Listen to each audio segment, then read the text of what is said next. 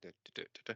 Hello there, and welcome to another Matinee Minutia Road Tour edition.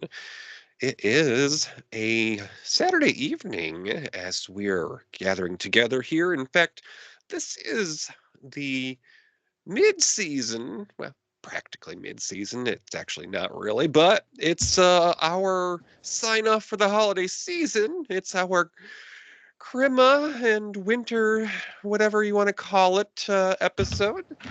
Winter And Warlock, if you please. that sounds like a fragrance line. Is that something that oh, what's his name? Paulin may have come up with Winter Warlock by Avon. Oh, it's from the old Rankin Bass. The Santa Claus is coming to town. Uh-huh. Yeah, so it's like he has to cross the big mountain, and the Winter Warlock is gonna get you. I'd like to think about that for a moment, though. If Paulin was around to endorse a fragrance and it was Winter Warlock, and it was like by Avon, what kind of bottle would that come in? It could come in any bottle he wanted. Right? I mean, probably Jim Beam. So we are out here in front of this old bakery, and Matt has been kind enough to, bring me to this part of town. I hear that this was quite the popular place when you were a little kiddo there. Is this where you and your kin used to buy your holiday treats? When we could afford the holiday treats, yeah, this was a great place to go. There was lots of cannolis, Mm. lots of, the cookies. I didn't steal any, but Lula May, it was actually owned by Lula May's sister, Mm. and she was an absolutely wonderful baker. And I swear that I still doubt that she actually poisoned those people, but it's a different story. Different story. Mm. Yeah. I mean, there was a little bit more than holiday spirit in them cookies. Mm, I ain't no snitch, so. So if she's Lula May and she's got a sister, I'm guessing her name is Yeshume. Oh wait, no, that's her nickname. No, that was yeah. We don't want to talk about that. Right. Well, so right in time for the holidays here, we have sort of a nostalgia movie here. Of course, we've had a few moments of nostalgia because we've been looking back at movies from the past. But this is a movie about someone who passes away before their time. And, during the Obviously holidays. not a Republican. What? Ah, Who said that? whoopsie. Then this is a time of year where we often think about our loved ones that are no longer with us. So I feel like this film is probably a good reflection on the winter holidays there. So without further ado, I will go ahead and get that theme going here. Let me go to the right screen here. Do-do-do. And intro and play. What do you get when two movie in TV nerds wander aimlessly through dead malls movie theaters and drive-ins and talk about their favorite shows along the way? It's time for Matinee Minutia with your hosts, DJ and Matt. Oh, so this is a What do you get? This is a 1989, and it's a comedy fantasy with some romance. A man's love for his pregnant wife is interrupted when a car accident sends him to heaven. He's reincarnated but remembers his love for Corinne, which spells trouble from those from his past life. Well, so Matt, this is from 1989, and that was a while ago. So we'll look back fondly, and we'll talk a little bit about things that were happening in the world in the US in 1989. Oh, that's Okay, good. the Berlin Wall, which was a symbol of the Cold War, fell after 28 years of dividing East and West Berlin. This event Yeah, it got kind of old and it just crumbled over. Right. This event marked the beginning of the end of communist rule in Eastern Europe and set the stage for German reunification in 1990. Now, what I never understood why was it West Germany that was considered communist and not East? Uh, it was East. It was East. Okay, I had Yeah, my compass backwards there, but yeah. okay. Yep, yep. So all right. And then in Beijing, China, a pro Mhm. democracy protest led by students was brutally suppressed by the Chinese government. Wow. Well, I mean, it wasn't January 6th, but thousands of peaceful demonstrators had gathered in the Tiananmen Square before the military intervened, resulting in hundreds, possibly thousands of deaths. The massacre led to international condemnation and affected China's relations with the world. Yep. Ugh. I remember. Remember, folks, we have a lot of freedoms, and if you ever go over to that corner of the world, they have their own version of the internet. You don't actually get to look at the same web pages as everybody else, and there's a Nope. reason why there's so many bootleg things because Big Brother is in charge of everything. So in 89, the oil tanker Exxon Valdez, it ran aground, which means it hit the bottom. It was coasting along the coast, got too close to the land, and it got stuck. So it ran aground in Alaska's Prince William Sound. A sound is basically part of where the water meets the Hmm. land. So spilling over 11 million gallons of crude oil. And crude oil is the stuff that comes straight out of the ground. It's not been processed. It Hmm. became one of the largest environmental disasters in US history, severely affecting wildlife and sparking discussions on environmental regulations and corporate responsibility. And what do we know about the skipper of the Exxon Valdez, Matt? He was Republican. Wait, what? Who said Uh, that? he apparently had a too many martinis. Yeah, like Mm, wasn't his last name Hegseth or something? I So, think so.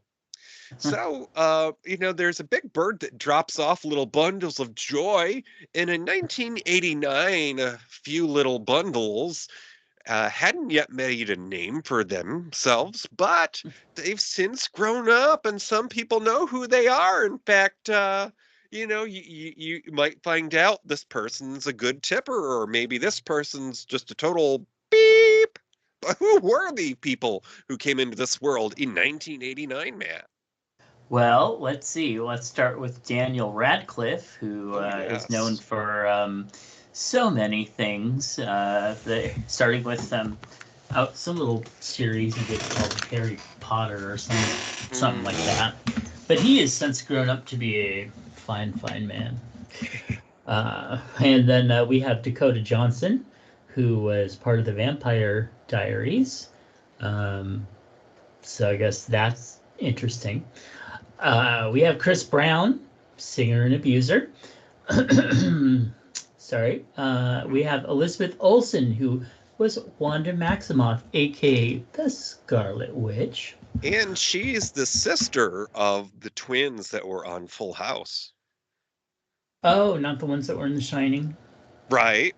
Uh, well, they grew up. Actually, the twins on Full House grew up to be the twins in The Shining, but that's another story. Hmm. So, and then Anton Yelchin, Oh, who played Chekhov in the Star Trek movie reboot, and sadly left us far, far, far too early. yeah. Yeah. We also have Brie Larson, who was Captain Marvel And in case you didn't know, she was also from Sacramento, California, Oh, across the country. Yeah, so yeah. Uh, then of course we have Dakota Johnson from the Vampire Diaries. She was so popular that she died and came back as a vampire, and I had to put her in again. So there we go. And then we have, of course, Jordan Sparks, who is, well, best known for being on the American Idol. So, okay. So this topic we're discussing tonight, chances are from 1989 with Sybil Shepherd and Robert Downey Jr. It was a yes. movie. So, of course, you're probably wondering what else was in the theaters in 89, just in case you didn't see chances are when it was out. Okay, so right at the top there, it was the movie that made Michael Keaton an even bigger name. He had already been in Mr. Mom, which is one of my favorites, and Yes, mine too. several other films, but he was in Tim Burton's Batman in I'm 89. Batman. Yes, I just and watched Batman Returns last night.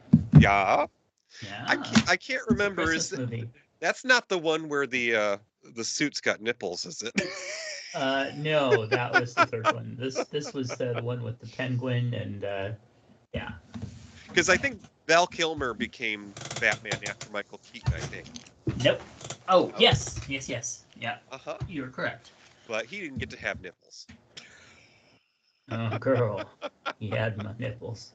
Anyway, that's a whole nother story. Yeah, so also in 89, it was the last, or at least for a while, of Harrison Ford's trip to the well as Indiana Jones, that that that man who traveled to far off places in search of treasure. And this installment actually included Mr. Sean Connery as his dad. That's true. It was his last crusade, except for Mm, the two movies that came after that. So, yeah. right. And what did we find out about the name Indiana in The Last Crusade? It was named after a little. No, it was named after the dog. Exactly. We called the Yeah, dog Indiana. I love that. That's a good name for a dog. And Indy. mhm. And also in 89, we had the sequel to that Mr. Tinfoil Hat's series there, Lethal Weapon 2. And I'm Dustin too old for this Hoffman, shit. right? And then Dustin Hoffman broke out of the mold and he showed us that he had a different set of talents. He got to play, I would say, probably in today's terminology, a man on the spectrum. He played alongside a Tom Cruise in Rain Man. Mm-hmm. And then we had um, what's one of Rick Moranis's last series before, unfortunately, his wife succumbed to a battle with cancer. Honey, I Shrunk the Kids was out in 89. Well, And okay, I'll confess, I did once go out on a date with a girl. Okay, I grew up with conservative parents and there were girl. expectations. Yes. And I went out on a date and we saw Look Who's Talking. Oh, And I bought her a New Kids on the Block cassette, you know. Um, wow! You spent your skate key money to buy her a cassette. This is like the right. consolation prize of I'm sorry, you can have these guys. Why is there no album cover? Because I put it on my wall so I could look Right. at them. It- can I talk to your brother? Yeah. What's your brother doing? Is your brother home? So another sequel in 89. The 80s were gaining in popularity in sequels. There had been Yeah. some before then, but it certainly seemed to be the beginning of the height of the popularity of sequels. And Hmm. in 89, we saw the second installment in Ghostbusters, Ghostbusters 2. And I actually will be the one with the unpopular opinion because I actually kind of like Ghostbusters 2 better than the first movie. Wow. Are you I on the mean, spectrum? I No. mean, they made inanimate objects come to life. Sure, it was by hosing it down with goo. Mm, No innuendo there, but we yeah. we got some feel good music playing and some guys that normally would play stereotypical macho heteros um, had some Yeah. camaraderie, so it was a fun little film there. I it, thought it was fun. Yeah. and I actually also have a fun memory because as we've talked about, we've each had periods in our lives where things weren't as prosperous. And I remember as a kid, we never went to the movies often because there was four of us kids.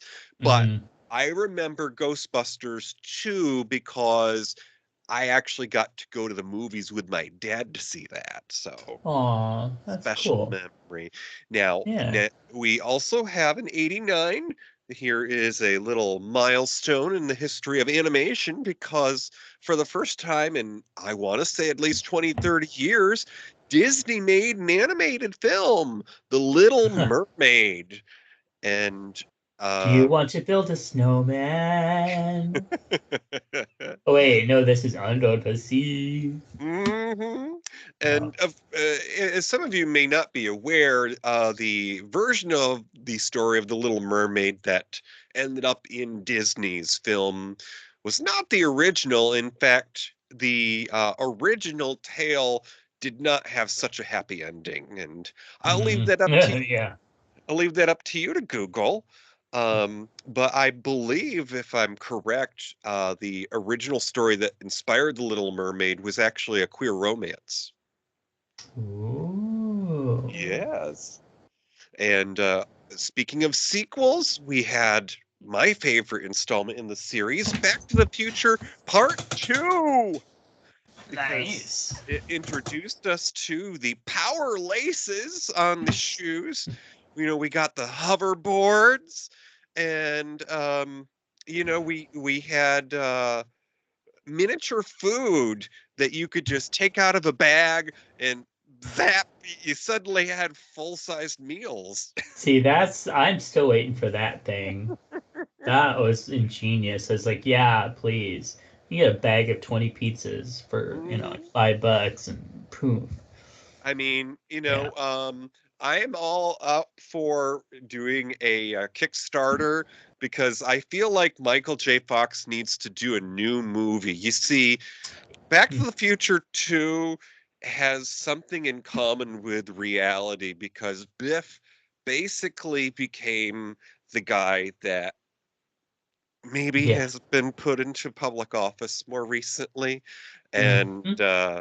it was modeled after that man because Biff runs a casino and he has a fake tan. So, yeah, let's figure out a way to invent a time machine so we can go back and to hell with 2024. Let's fix 2016, okay?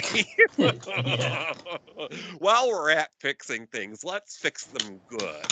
And Mm-hmm. um, yeah, I recently listened to Michael J. Fox's I don't know if it's his only audiobook. I don't think it is his autobiography, but he yeah. I'll probably cut that out. But it was fun to hear him say that his politics weren't what you might think because he played Alex P. Keaton on um, Uh-huh. Family Ties in Family the ties. '80s, and he was a young Republican in that character. And Mm-hmm.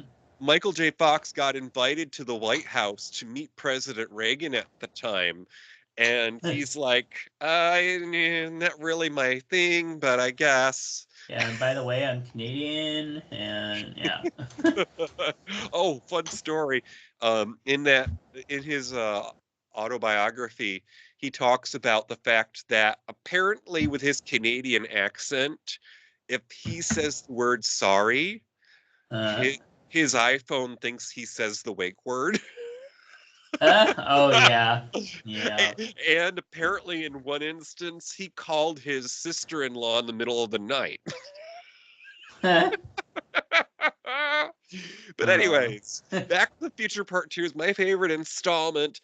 And then we have another little gem that ended up in 89 with Jessica Tandy, who was in a film that we discussed earlier this season that was Batteries Not Included. Driving Miss Daisy came out in 1989 and paired her with Morgan Freeman. So those two were friends from the different sides of the tracks, and it was a very heartwarming film. Yes. So, oh, right, Matt. So, Chances Are is a story about a man who dies before his time. And as with all films, all stories, they're presented in a format of 3 acts, just like a play, because you got to have something to present to the bosses at the movie studio before they decide we will give you money to make this. So the first act of a film is called the exposition. And in the exposition, how does that start off, Matt? Well, basically, Alex is a man who dies. It says prematurely, but Oh, it's um, actually Louis. yes, as I said, Louis is actually a man who, as it says, dies prematurely. However, I don't think he died prematurely. I think he just died before, you might, he wasn't old. He was a Mhm. relatively young man. And anyway, he left his wife behind, Corinne, and of course, Corinne was pregnant at the time with his daughter. And after his death, he basically gets reincarnated as Charlie, a young man from another state, another family, and Corinne. Uh, See, this is once again Mhm. how it's getting us, because it says Corinne is now remarried and she's not Uh, remarried. See, mhm. this they need some good fact checking over there, and I need to be doing some better proofreading because, okay, so basically the story. Let's forget this. Basically what the story is a guy Louis. He's a lawyer. He's fairly young. He and Corinne just got married. They have a wonderful life. She finds out she's pregnant, and just as she basically tells him he's pregnant, he ends up getting hit by a car on their wedding anniversary and being killed. And so he ends up being reincarnated as Charlie, a young man who is played by Robert Downey Jr. Mhm. And he ends up bumping into um, this young woman who turns out to be the daughter Corinne was pregnant with, and he ends up at home with them, and suddenly remembers that, well, surprise, he remembers his past life. And so basically, it becomes an unfolding romantic and emotional conflict Mhm. between all of them, including the family's best friend, his best friend from years ago, Ryan Mhm. O'Neal. So, Yes. So the story begins in the 60s, and it's important to note that the focus of the film is the neighborhood that this young couple is living in during the 60s. It's also a period of American history that we call Camelot because it was sort of a hopeful utopian possibility with our then youngest president, JFK, in the White House. Now, um, I'm forgetting the name of the neighborhood that the couple lives in, but this is considered to be an up and coming neighborhood. There are these gorgeous houses, and it reminds me a little bit of the neighborhood that the Cosby Show was filmed in because of the way that the houses were all brick and had wrought iron. But Mm-hmm. this was a neighborhood for successful business professionals, and so of course, where else would a lawyer live but in one of these houses? Right. And And it should. actually, in one of the scenes, you can see Jacqueline Kennedy coming out of her house. Yes, Yeah. she's supposed to be one of the neighbors there. Yes. So, and let's see. Although the character of Louis only appears mostly in the beginning of the film, because this is, setting the stage. The rest of the film is present day, and this is sort of a flashback, but it's just setting things up. The actor who played Louis is Christopher McDonald, and he's Mm. been in quite a few things, Yes. including Thelma and Louise, as Mm. well as there was a Barbara Eden TV movie that I'm forget or Chattanooga Choo Choo Oh. that he was in. He was in Happy Gilmore, but the sci-fi nerd in me will always remember him as Lieutenant Castillo of the Enterprise C, which was the Star Trek: The Next Generation episode Yesterday's Enterprise, during which we got to see the first woman captain on a TV show before there was ever Star Trek Voyager. Rachel Mhm. Dare was played by a fan, and I'm forgetting her name right now.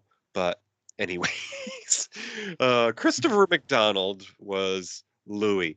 So the beginning of the movie there, he's a lawyer, and he has come across some information that may help him to win an important case.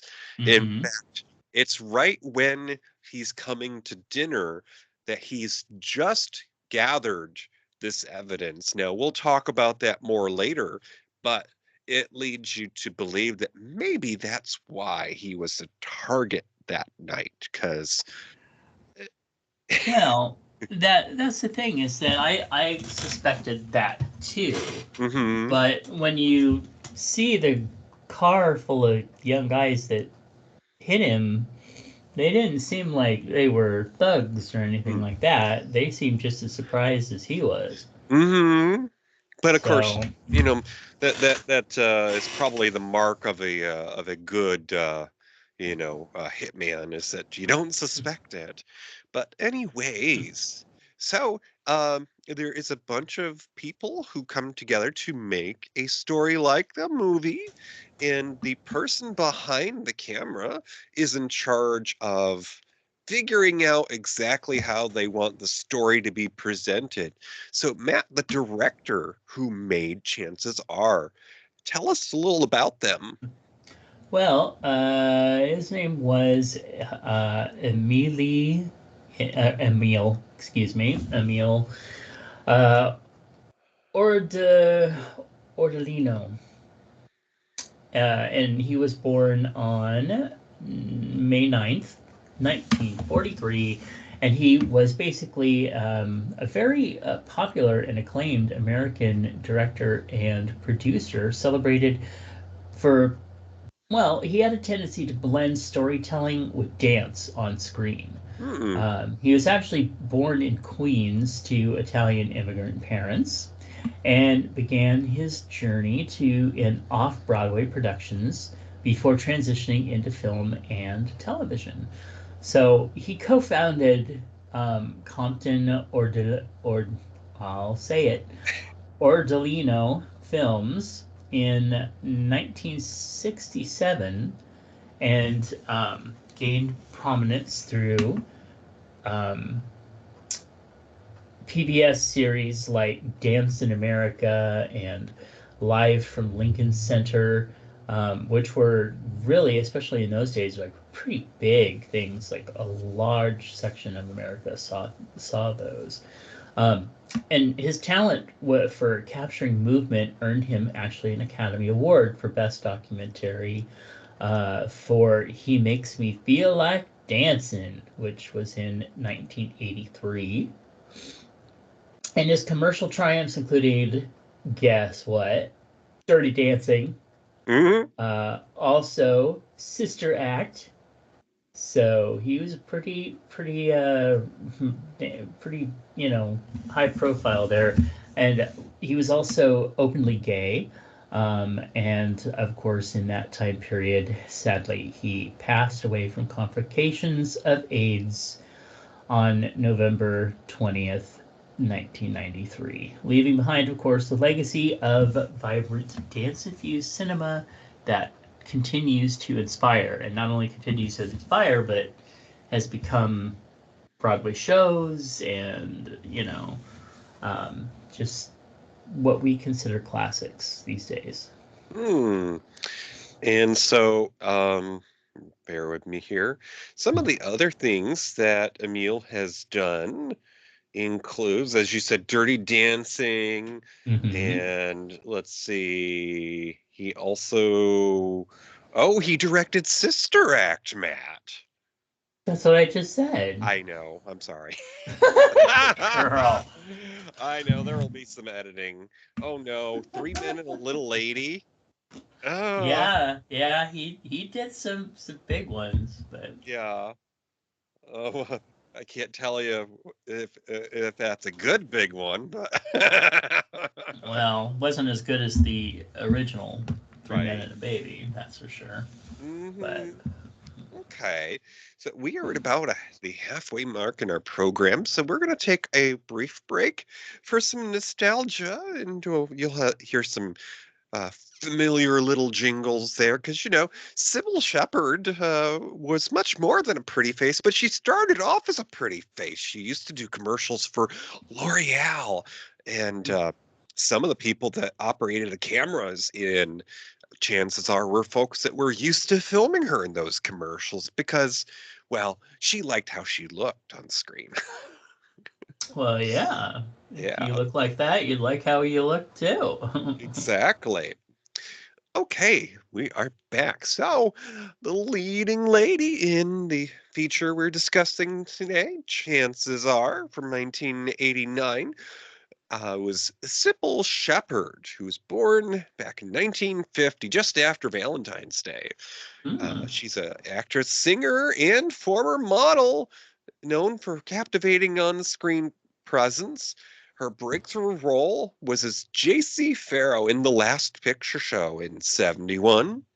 This launched her into stardom, leading to memorable performances in The Heartbreak Kid in '72, Taxi Driver in '76, and her sharp wit and charm flourished on television, earning 2 Golden Globes for her role as Madeline Hayes in the hit series Moonlighting, which I will confess I was too young to have watched at the time, but I need to, you know, get back around to that because that was a staple of network TV for quite a while there.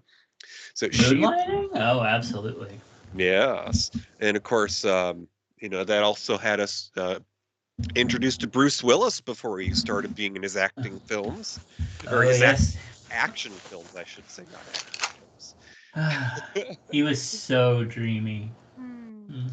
And now, Sybil later starred in Sybil, go figure, from '95 to '98, and that got her third Golden Globe. Now, It was beyond such a acting, good show. yeah. Beyond acting, Shepard has been a passionate advocate for LGBTQ plus and abortion rights and is known for her fearless honesty. Shepard continues to captivate audiences, blending humor, drama, and activism into a remarkable decades spanning career. So let's take a look see here. What else has she been in lately? Well, Well, she was in The Taxi Driver, and she was uh-huh. in this show called Mood Lighting, and she was Mm-hmm. in this show called Sybil, Uh-huh. and so, no, I'm just teasing. But Looks like actually, one of the things that she did, well, okay, never mind. Okay, you finish and then I'll say it. okay. Well, she in more recent years she appeared on the USA Network series Psych, which was about sort of a psychic private eye, and she had 5 appearances on that series from '08 forward. She also appeared in the popular TV land sitcom Hot in Cleveland. She had an appearance in one episode. And let's see here. She had some other shows. Oh, well, she was in the Showtime series that was the woman version of Queer as Folk. She was in the L Word for 19 Mm. episodes back in Wow. the beginning of the aughts there in '07 forward. So maybe Good if for you her. haven't peeked into that chapter of her life, you'll look back on the L Word. Right.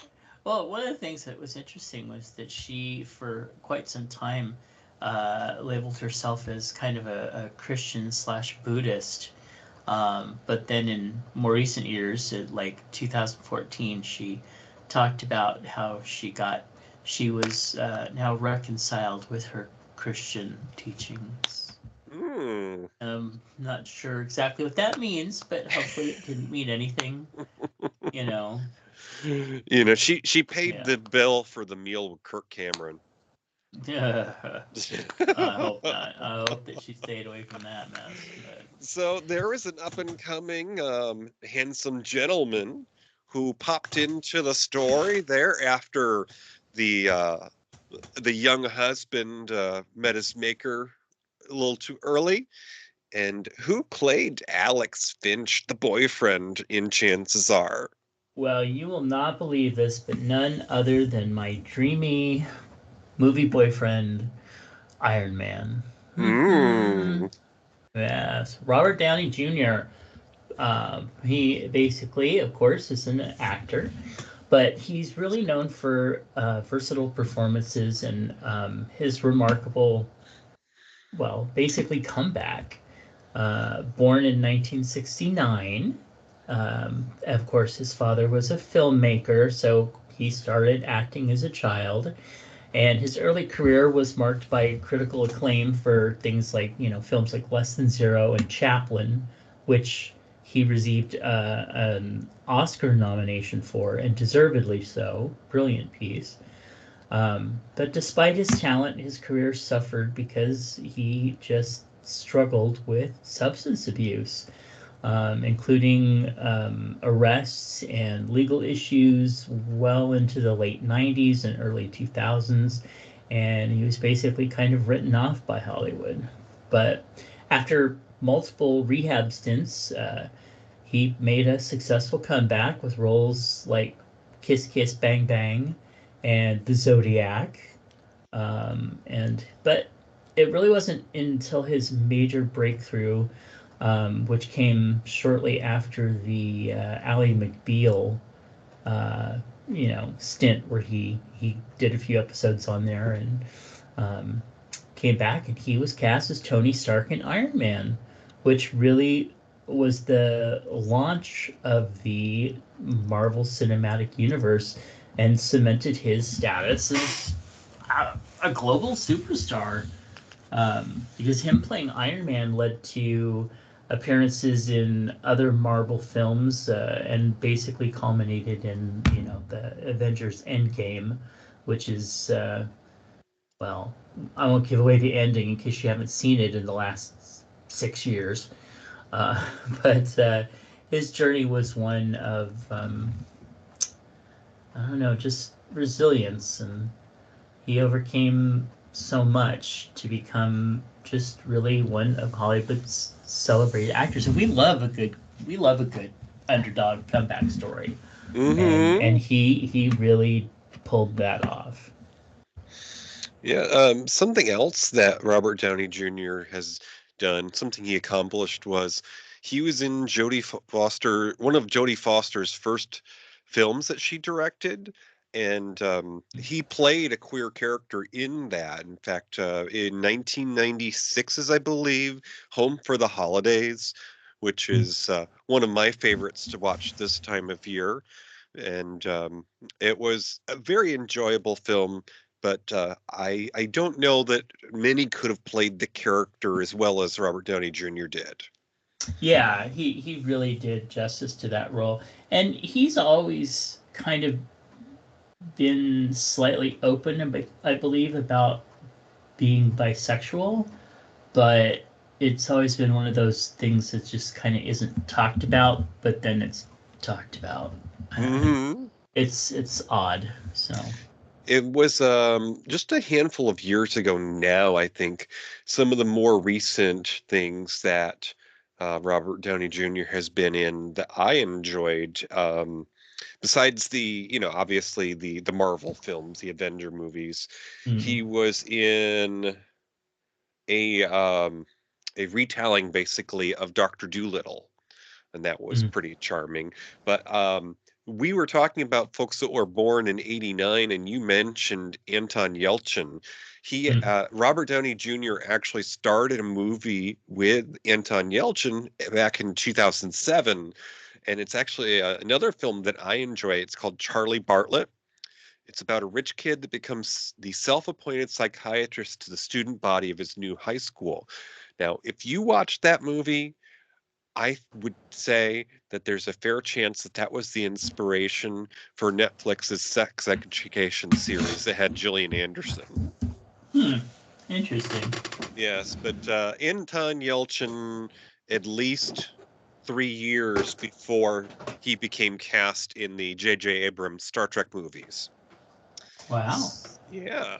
So, continuing on the discussion of our story, chances are we already mentioned that in the beginning we had a young man who was successful in his job and married, and his wife was expecting, passed before his time.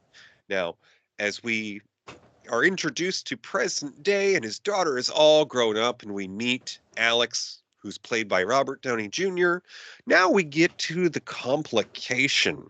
And the complication is that Alex, who's reincarnated as a young man, is falling in love with Corinne, his widow from his previous life, unaware of their past together.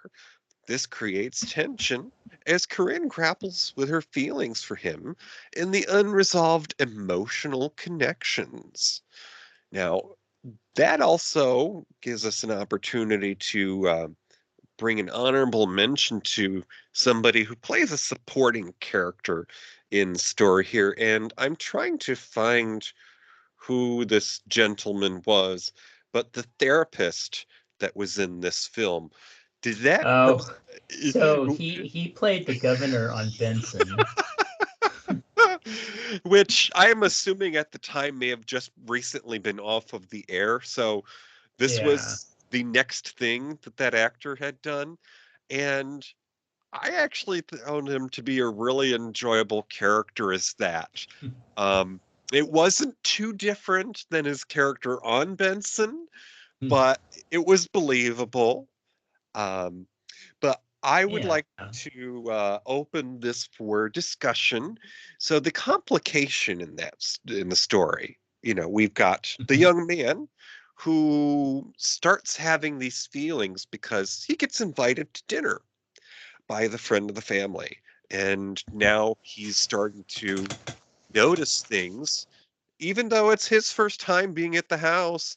There's a familiar feeling about everything. In fact, he even tells them at the dinner table where to find the corn cob holders in the Mhm. buffet. And that's kind of creepy because if he wasn't reincarnated, which, you know, you Uh-huh. you'd have to be a sensitive sort to, you know, have that kind of thought process. But Mm. the immediate thought to somebody meeting someone like that and them knowing where things are in their house is this person's a thief. You better watch them, and you better check the silverware once they're gone. Uh-huh. Um, Well, and not to mention that it's been 23 years and she has not changed the where anything is right. in the entire house at all. And it's interesting because a good part of the story of Chances Are is about people who have not moved on after a trauma. Mm-hmm. And Corinne, Sybil Shepherd's character, is so enraptured with the memory of her late husband that she has refused to consider the possibility of romance with anyone else, including the man who was in her life every day, the best Mm-hmm. friend. What happened during the wedding, Matt? And in the beginning of the film, what In did the the very best man? beginning, well, Mm-hmm. so the best man, Brian O'Neill, finally, made a confession to the Louis. husband, or the soon-to-be husband, that he was in love with Corinne. Mm-hmm. And Louis knew. He said, "I Mm-hmm. know," but they had a very oddly connected three-way-ish kind of connection Mm-hmm. there. It was something that, I'm sure that therapists at the time would have been like, "Oh, you need to tell him to stay away from your relationship." But they Right. just accepted that, they all kind of loved each other, and they just didn't love each other, if you know what I mean. I mean, it was the '60s in this part of the story. They It's could have true. lived in a commune if he hadn't been a lawyer. Yeah. So, but But yeah, I thought it was very sweet. it was very sweet. Now, it was interesting though because I'm sure as somebody who has done writing, or at least that guy that you look like, um, Yeah.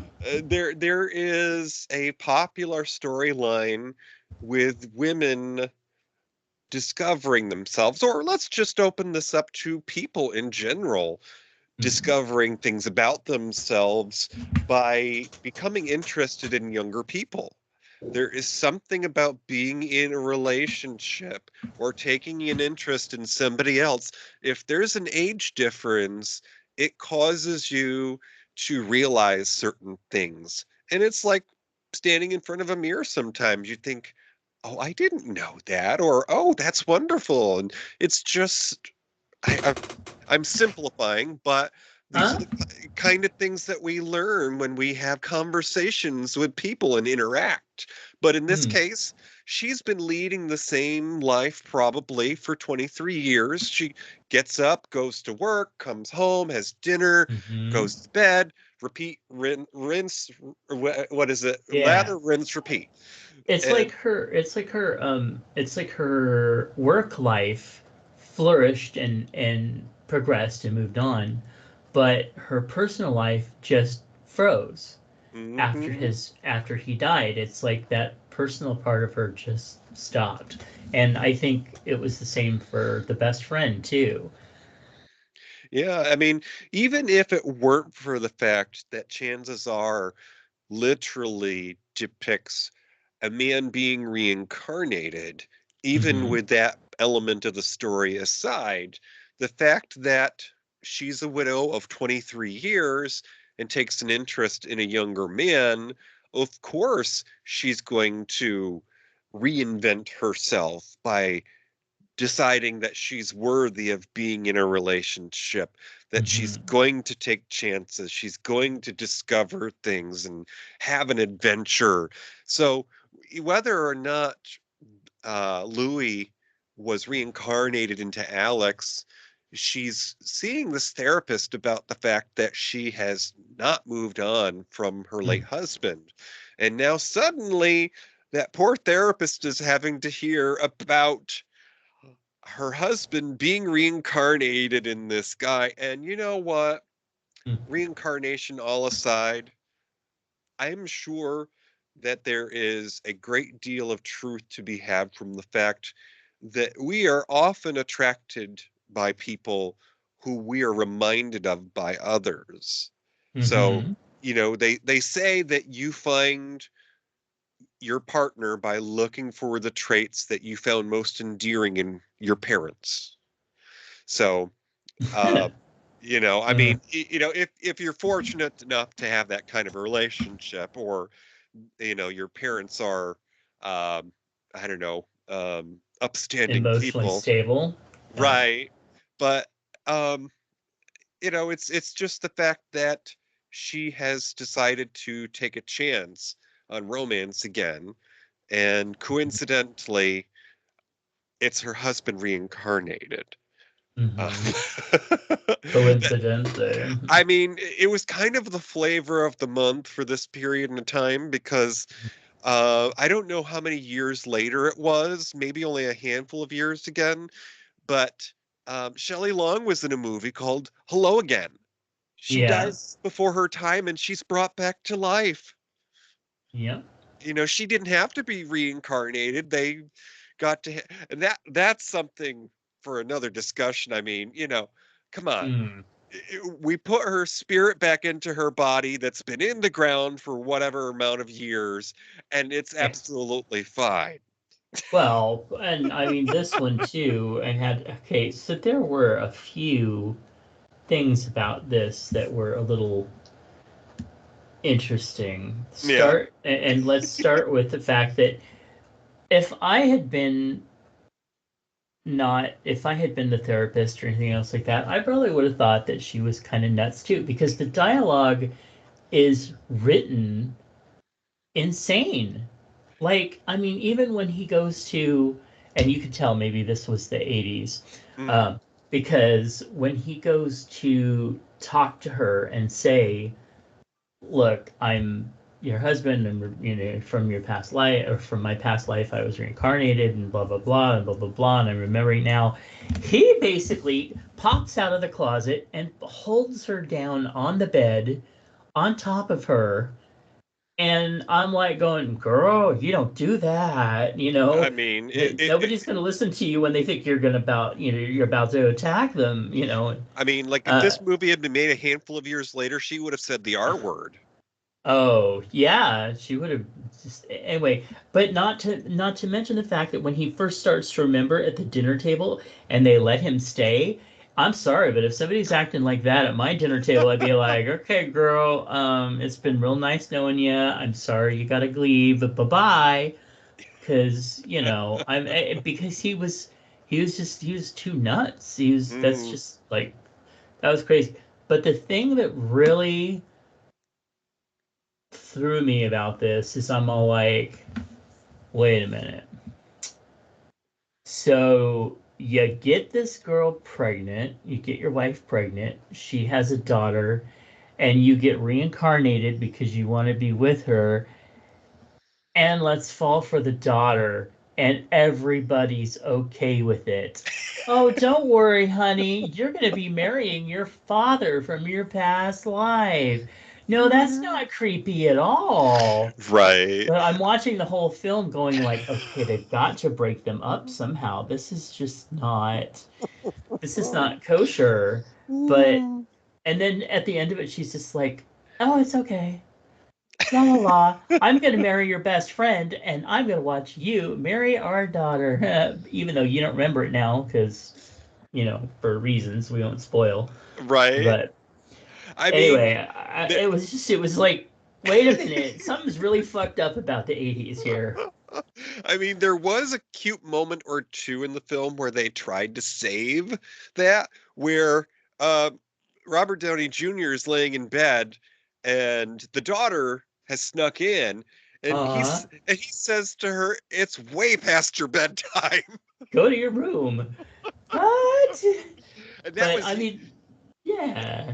that was used a couple of times. I mean, at one point, Corinne basically comes to Hmm. and realizes that this young guy that she's smitten for is, poison. And she tells Right. him, she says to him, go to your room.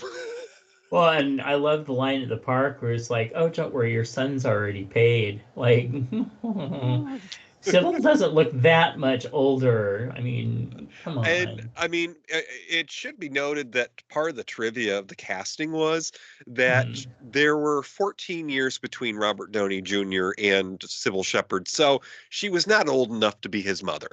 Right. I, Not, I not just to mention, yeah, I exactly. it's just sometimes I look back at some of these movies and it's all about place and time, and I'm like, Sybil was only 39 when she did this movie. I'm older than her. Yep. Yeah. I could have a kid in college right now. Right. So it's just yeah, it's a little crazy, but Well, so some of the trivia that should be noted is that there's quite a charming scene in the beginning of the film after the first 15 minutes when he meets his maker.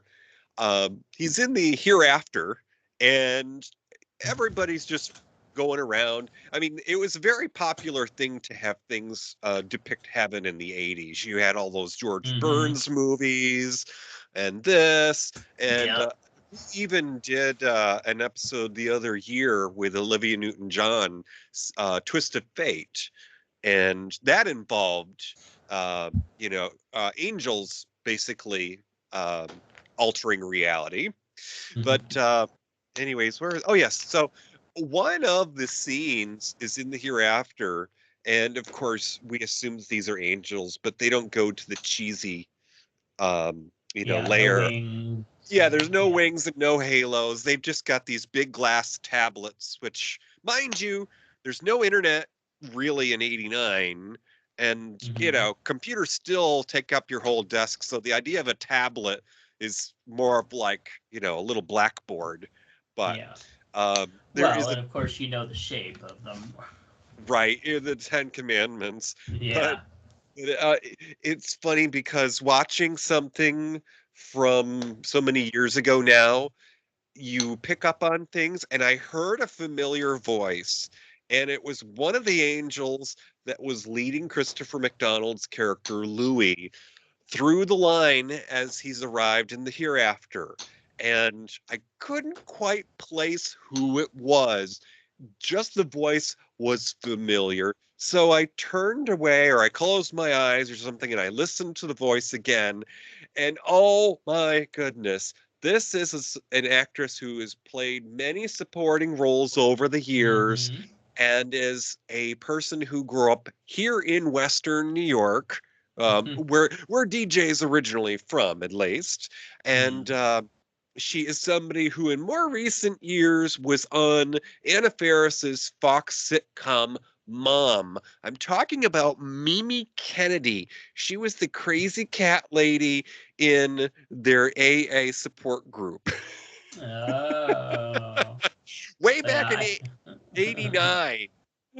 Yeah, I knew that she's been a supporting or little guest role actress on so many things. Mhm. And yeah. Okay, so yeah, so it gets complicated when Alex and Corinne start hanging out, and so we will lead into Act 3 in a bit here, but we have some other folks that were in the cast here, and we're going to talk a little about them. Matt, who played the best friend, the best man, Philip? Well, that of course was Charles Patrick Ryan O'Neill, better known to us as Ryan O'Neill, who was born in 1941 and sadly passed away last year around this time, December.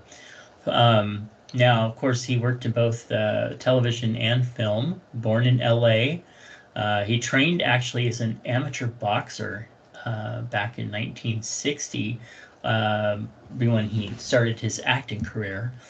Um, his breakthrough actually came in '64 when he played the role of Rodney Harrington in the popular ABC soap opera Peyton Place. And let me Ooh. tell you, he was a very handsome man. O'Neill actually became most notable for Love Story, which was 1970.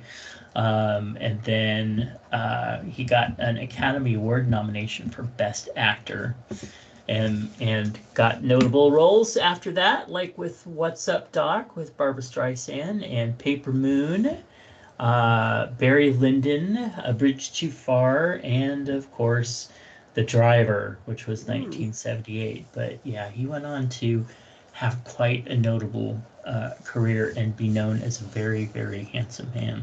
And two of those films were things that we discussed here on Matinee Minutia.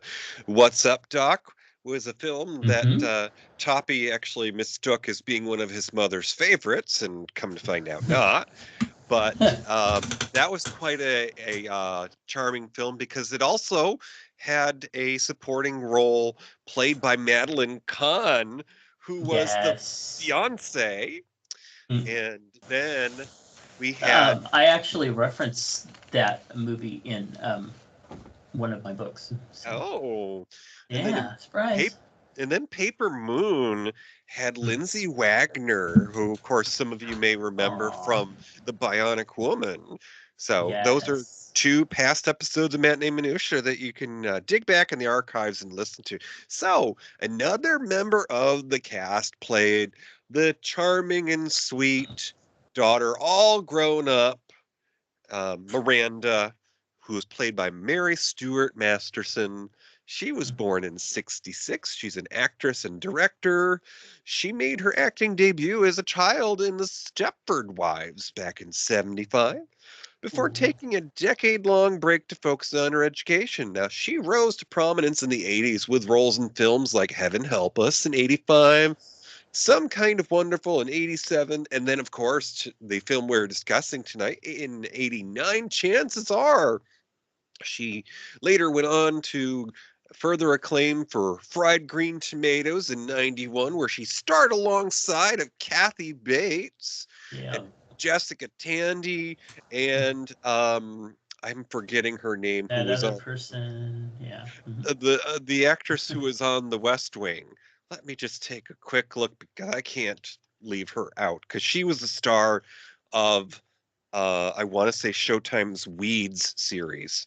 Um, let's see, Fried Green Tomatoes. Now, Fried Green Tomatoes has a special place in my heart too because it's a film that both my sister Betty and I enjoy. And whenever we have moments in our lives where we decide that we need to accomplish something around the house because maybe our spouses haven't, we have what we call a Tawanda moment because when Kathy Bates couldn't stand it anymore, she would yell Tawanda in Fried Green Tomatoes. So Mary Mhm. Louise Parker was Yes. the co-star in Fried Green Tomatoes, and some might say that there's a little bit of a underlying theme of kinship, but possibly of queer romance in Fried Green Tomatoes. Most definitely. So that was Mary Stuart Masterson, who also was in a film with Johnny Depp in '93 in Hmm. Benny and June. Yeah. All right, Matt. So if the listeners have hung on for this long, we're now at the top of that roller coaster in the story arc. We're going to be riding that down the hill because we're coming up to the resolution. Go ahead and tell us about what we're building up to here. Well, basically, Corinne finally accepts that he truly is her late husband reincarnated, and they're going to give in, and they start having a romantic relationship and everything. And well, then she just realizes, wow, after all these years, I really have changed, and um, you know what? Maybe you're better off with my daughter, Miranda. Uh-huh. Not creepy at all. And then Alex, of course, regains his identity as he forgets his past. We won't say how, but he is now fully immersed in this new life and forgets that he was once in love with Corinne. And he begins a relationship with Miranda while Corinne finally finds the closure she needed, along with realizing that all this time she really had the romance going with Philip, the best friend, and well, Hmm. then it all into the future and all that stuff. So yeah. I will say this about the resolution. I Hmm. feel like if we're going to talk about this in terms of writing, if we're going to talk about this in terms of characters and Mm-hmm. exploring their backgrounds, I feel like the most important part of Chances Are is watching the evolution of the leading lady of Corinne, because you are experiencing all of her hardship, and as they say sometimes with the complication, it's also a crisis of faith. You Mm-hmm. are you're presented with options and you have to make a decision that will affect your future, and she does. And although a lot of stories, a lot of films, a lot of TV shows sometimes will struggle with this section of a storyline, and it can be the mark of whether or not something is considered believable or quote unquote good, is whether or not you believe that this character would have come to these conclusions naturally or on their own, or if this feels like a forced ending. And uh Yeah, well, the thing that I thought was interesting was that, in the beginning, we meet her talking to her therapist, the former governor of California, uh, who is all like, "Oh yeah, you have Halo syndrome.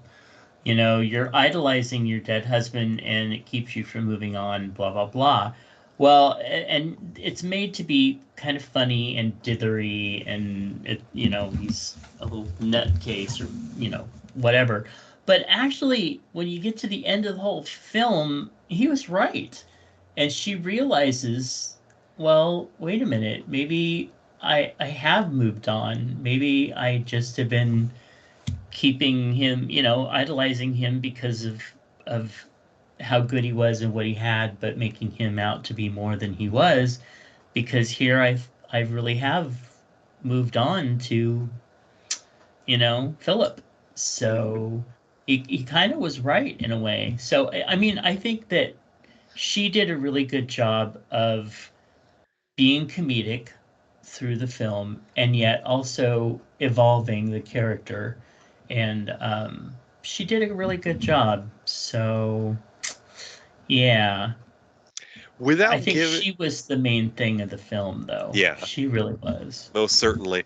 And without giving a spoiler, I'm pleased with the way that they revealed to her that, the choices are obvious. You should have moved on a long time ago, but she had to come to that conclusion herself. And um only hinting at spoilers, the way that that fight occurred or went down, I guess you'd say, in her living Yeah. room, that was very telling, because she made a choice then and there. You've got two sides, mano a mano, as they say, and she had to pick a side, and she did. And it's not surprising, but it is very heartening that she made that decision, because it's more grounded in reality. If she had made another decision, it would just be furthering the fantasy world that she had conjured by keeping the memory of her late husband around. Right. But I also think that if if it hadn't been for the fact that, excuse me, her character was older and Mhm. his character was so much younger, Yeah.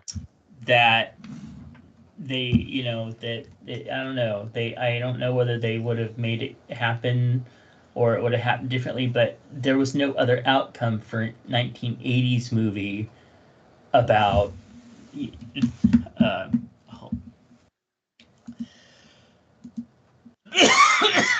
I'm hitting the wrong buttons here. Mhm.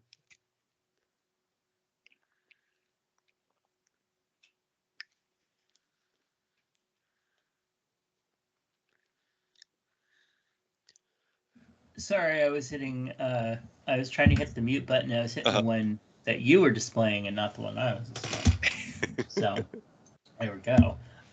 Anyway, so but I think that because of the age difference between the characters in the 80s, they weren't going to let them stay together. To whereas I think nowadays the age difference may not have been such a huge factor, and it would have been more of a, well, she's moved on, rather than, that one of the reasons that they weren't staying together was because of the age thing.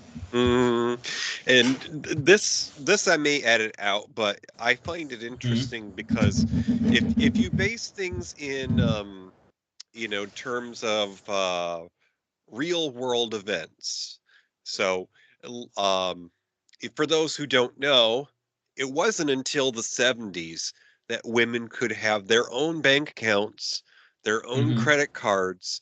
So of course women were beholden to their spouses because once those strings have been cut, you're going to be lucky to survive on your own. And Sybil Shepherd is playing a successful woman in the late 80s, which, that itself was sort of a trope. I mean, we had shows like Designing Women that was all about business professionals in its time. But it's interesting that we have this evolution of thought processes and storylines, basically, that in 1989, the idea that an older woman couldn't be with a younger man, Mhm. and, nowadays that's something, less controversial.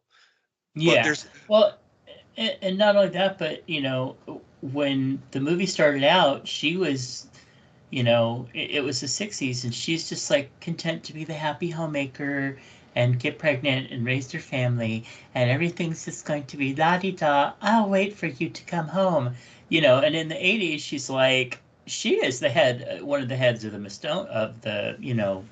the curator of Smithsonian. Yeah. the Smithsonian. I mean, that's like big. So yeah, I mean, you have to go to school for that shit. So. I mean, one of my favorite moments in the movie is where she hasn't decided that she likes Alex, Mm. and she's presented with a situation that she doesn't really care for. Her boss has told her that an old acquaintance of his who has deep pockets is going to be at this fundraiser, and he doesn't want to spend time with this lady. So now it's Corinne's job to schmooze her. So, what should happen? But Alex, her daughter's friend from college, shows up in her office, and oh, even though she doesn't think she cares for him yet, suddenly, "Hi, Alex, how you doing? Hey, I've got something for you to do now." Mm. Yeah, And and he goes out and does it. He smoothes oh, her. and I want to say that that's another one of the great character actresses of the 80s is Yes, there were played so many. that lady. But the part that was so charming was during the party. He was speaking to the lady with deep pockets there, and she wasn't really interested in the exhibit of the first ladies there. To her, this was boring stuff. She might have been the happy housewife who just happened to live into the 80s. She maybe didn't necessarily evolve to realize that she was somebody who made decisions. But Robert Downey Jr.'s character Alex says to her, basically, um, these first ladies were more than just public figures. They're people who made important decisions in their lives. Mm-hmm. And he turned that around to her and basically said, don't you feel like you're an important person? You could give us money, and people will come to the museum and they'll have this section of the building named after you. Mm-hmm. Yeah, no, and not only that, but the things that he was saying about, that great men weren't, great on their own. They had women behind them who were, equal partners, and that was really nice to hear, especially in this movies. But again, when he's schmoozing $2 million out of her, This is the 80s. $2 million was a lot more, than like $2 million now. $2 million now, you're Mhm. like, wow, that's a lot of money. But back then, you're all like, damn, that's a lot of money. I mean, $2 million then didn't buy just one house. That like bought half the block. Right? Exactly. Yeah. But Kind of I just true. it Sadly. w- it was just so hysterical because at that point, I don't think Corinne had accepted that Alex was her husband reincarnated yet, and yet Mm. and yet Alex is joking around with Miranda, the daughter, and saying that the older lady who had passed out on the floor is going to be fine, even though in her reality it looks like this lady may have passed away, and he just says, Hmm. "Oh, she's strong spirited. She'll come back." Yeah. They all come back. They're all fine. Yeah, and that was another thing is that they didn't have any big religious thing when they died. They just like, okay, stand in line and you'll get reassigned to go back. You know, that was all it was. Just like, man. So that was interesting. But yeah, Mimi Kennedy had one of the great lines of the movie because as he's going to be, born into a new body, she's like, "But what if he remembers?" Yeah. And it took him 23 years to find him to give him a shot. I mean, come on. And How backed up are you? I mean, and again, avoiding spoilers, but I thought that there is at least one more opportunity that they could have intervened in reality and given him his quote unquote shot. Um, Yeah. but still. So, all right. So, let's see here. Some of the things that you may be curious to know about, chances are, some of the little details, the trivia. Despite playing mother and daughter, Sybil Shepherd was only 16 years older than Mary Stuart Masterson. The actual ages of Masterson and Ryan O'Neal were more closely reflective of their characters. Now, how tall was Robert Downey Jr.? Mm. 5'7", girl. Love that. And yeah, so he had to wear lifts in his scenes with Sybil Shepherd and Ryan O'Neal so that he looked like he was a big boy. Yeah, because they were taller. Hmm.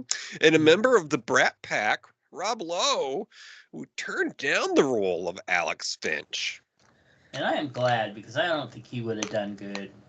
He's just very different. Robert had the kind of crazy flightiness that you needed for a role like this. And I I don't mean, think Robert would hadn't have done gone to that. rehab yet, but Rob Lowe was getting in trouble in motels at the time, I think.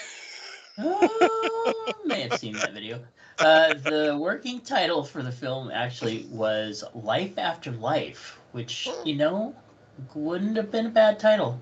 Mm-mm. Now, the title, chances are, is actually a reflection on the fact that Corinne, Sybil Shepherd's character, the leading lady, was quite the fan of Mr. Johnny Mathis. Now, Mm. some of you may not know, but Johnny Mathis has an honorary title in the music community. Miss Bette Midler, in fact, did her own Christmas album called Cool Yule, and she called him the King of Christmas. So that's why, partly, we're talking about chances are at the holiday time, because Johnny Mathis performs the song in the opening sequence of the movie. Mhm. Yep. Oh, so Uh, there was only a 15-year age difference between Sybil and Robert Downey Jr., as we mentioned, and her character mhm. was widowed for 23 years by the time he shows up. That's So, right. oh, right. And I guess partly a reason why I like chances are is, and I'm sorry, it's just that time of year that we get stuck in our feelings.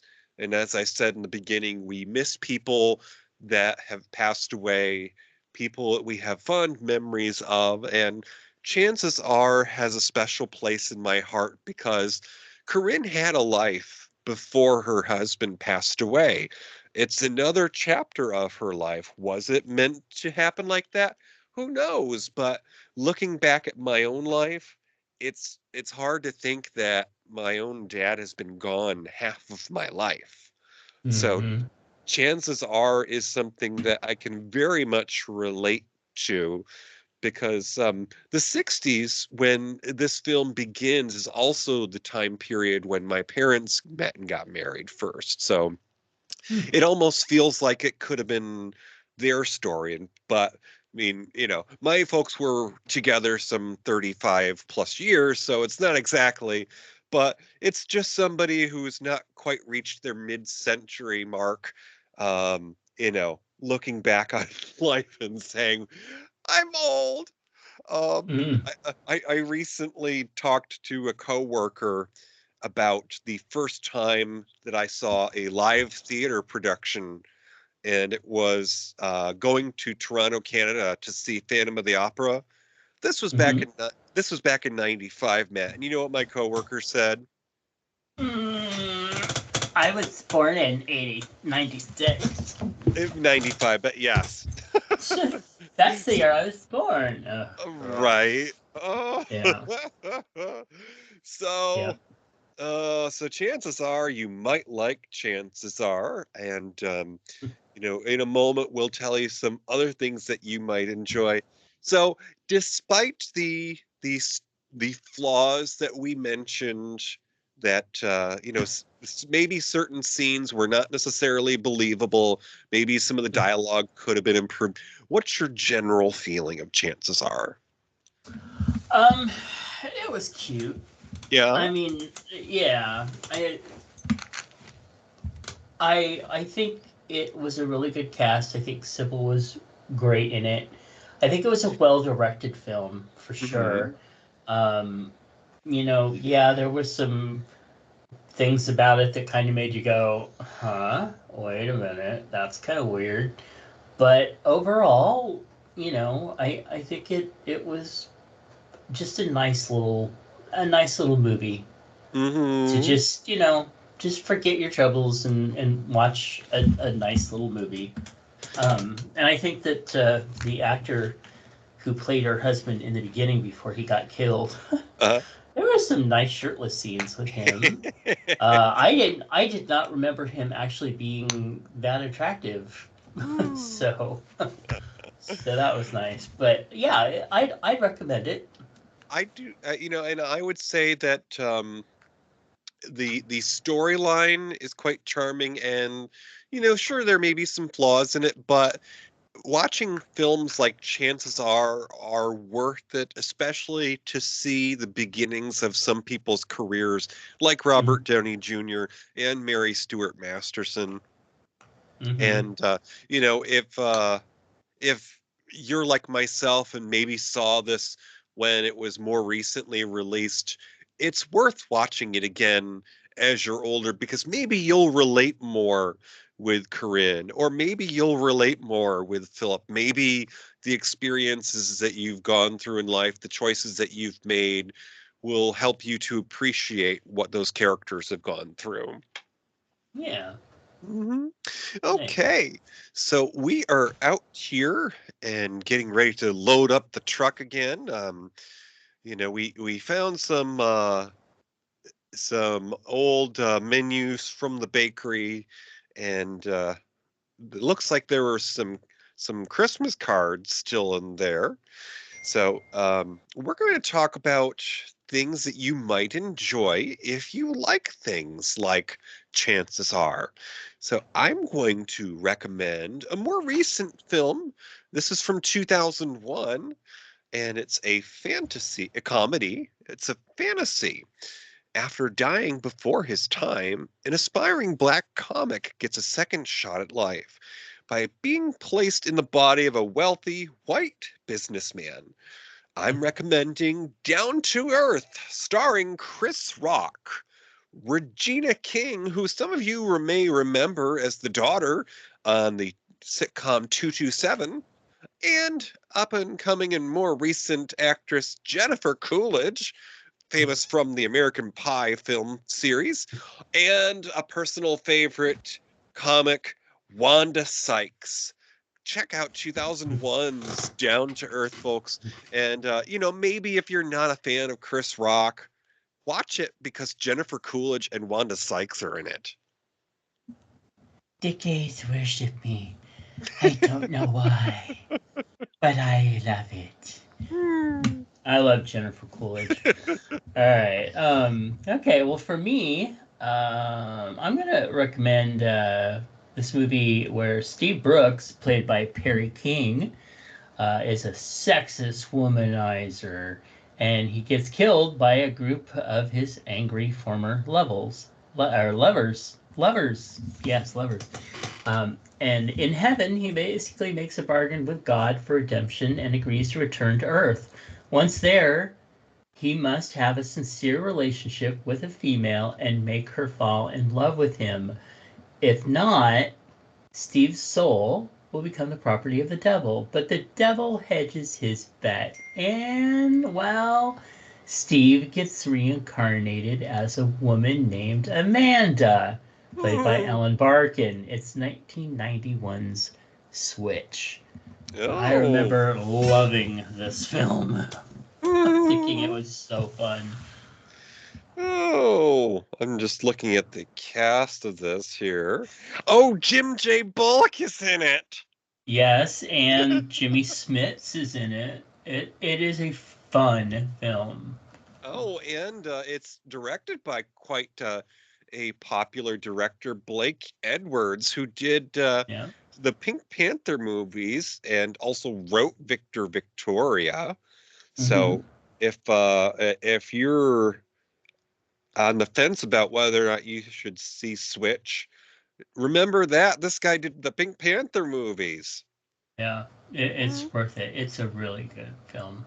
Oh, well, I do hear that Lula May has a holiday party that she's getting ready for, and I've heard tell of the legend of her baking her rum balls or Yeah, have you ever had fricasseed cockroach? Ooh, is that the secret ingredient? Well, if it were secret, I wouldn't be telling you now, would it? But don't drink the eggnog. I'm just saying, just don't. Just don't. I mean, it's probably inappropriate, but I'm sure that friends of Lula May are probably all too well aware of what Spanish fly is. So that's probably why you don't drink the eggnog. Yeah, well, little blue pills. All I'm going to say. Don't drink the eggnog. Okay. Oh, that's how we sign the Crima cards. P.S. Don't drink the eggnog. Pretty much. All right. Okay, so folks, don't think that you missed an episode. We're taking a little bit of a break here. It's the holidays, don't you know? And yours truly will be celebrating another turning of the calendar here. It's my birthday coming up, so that's another reason why we're just we're a little off for a bit there. But Matt, we do this thing where we figure out what we're going to talk about next, and let me see if I can find that effect here real quick. Let's see. I got different folders. And let's see. There you are. Game spinner. Okay, so we are going to... Okay, how about I just actually click back on it and it lets me figure out how to play it. Okay, here we go. So dig that out of the glove box there, and we're going to give it a whirl.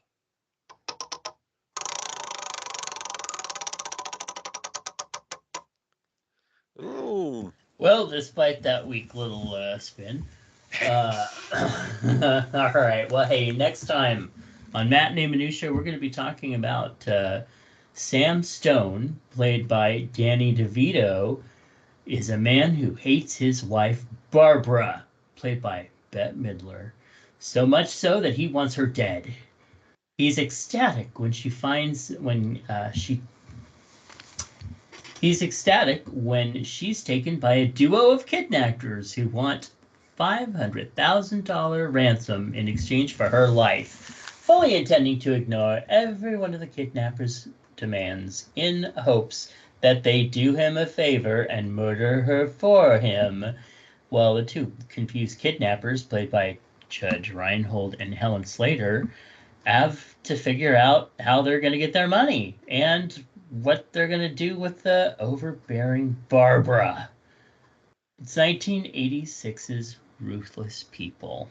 Oh, and so, folks, that's going to be our first episode of the new year, and that's going to be released on January 17th. So, after you've picked up your crematory and maybe your baby New Year statue, we'll be picking things up, and we'll be talking about starting over in the new year with, burying the hatchet. Oh, Lula so, May. He wasn't literal. Stop it. oh, oh, did she remember to send that card to her probation officer? She sent him something, but just don't ask. Just look the other way. Don't ask. Yeah. Oh, so everybody, we hope that you have a very safe and happy holiday season, that you check in on your loved ones, maybe catch up with an old friend. And if you're not feeling so hot, don't go to the family gathering, because no one needs that crud. I mean, you got people at work who avoid the potluck because people don't wear gloves. Never mind that. Keep your sniveling snot nose at home if you're not feeling that good. Okay, so we're gonna go ahead and say bye-bye. Say bye-bye. Matt, say bye-bye.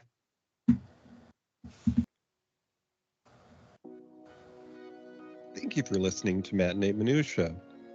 Our episodes are released on the first and third Fridays of most months. View our recording sessions on YouTube. Find our group on Facebook. Follow us on X Not anymore. at Matinee Minutia. Participate in the discussion on our Discord. And email us at matineeminutia@gmail.com.